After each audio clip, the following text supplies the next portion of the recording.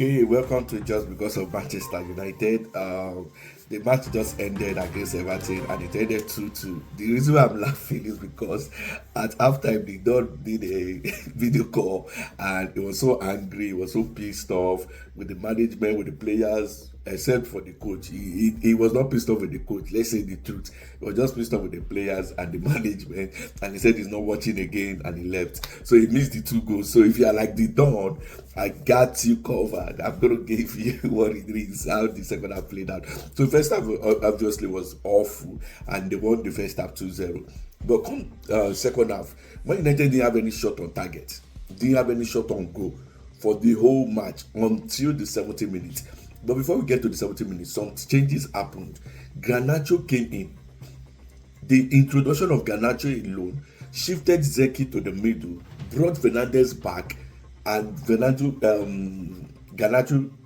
took his place in the top left corner, and there the resurrection started. The free kick was won. It was converted by Bruno, one of the best free kick you will see in EPL this season. Pickford is a top-notch goalkeeper. For him to stand still and the ball went in, it shows that's a top-notch kick. He didn't expect that the ball would be placed there. And I said it, for all Fernando's thing, for all his wrong passes in the first half, he will show up when you need him to. That's the professional in him, okay? And from there on, in the 70-minute first goal, 79 minutes, second goal, other than nobody than Ugarte, his first goal for Manchester United. It was a set piece, he came to him and he just slotted it in. Even with the shots and the covering of the way they blocked Pickford from seeing the ball, he still followed the ball, tried to punch the ball.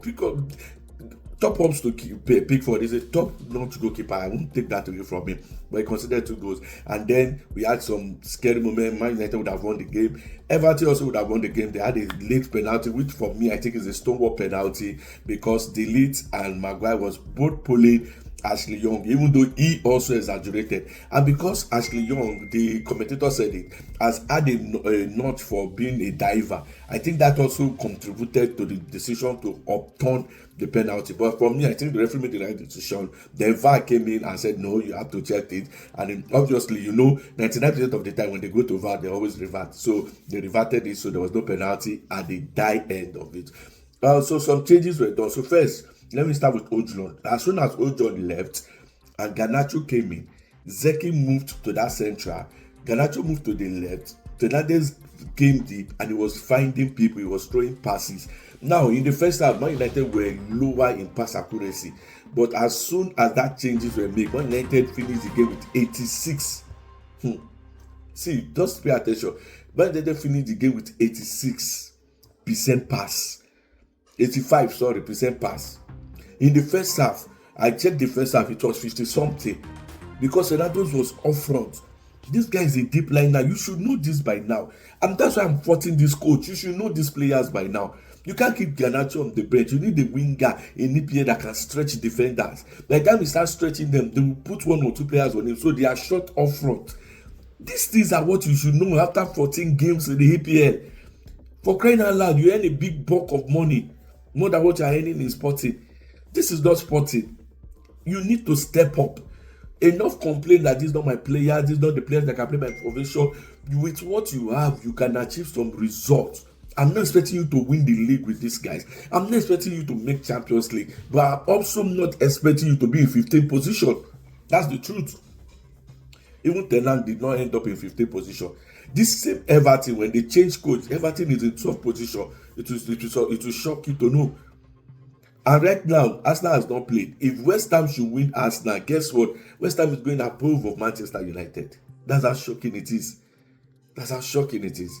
So, I need him to stop the complaint. I need him to focus on the team. I need him to find the first pattern that works for the team. Play the best player in opposition. For now, we don't have time to waste to test any player.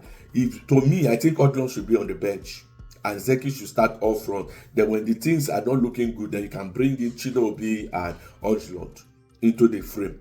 But if it works, and even if you are leading by a wide goal margin, you can bring them in to refresh their legs also, to keep them in form.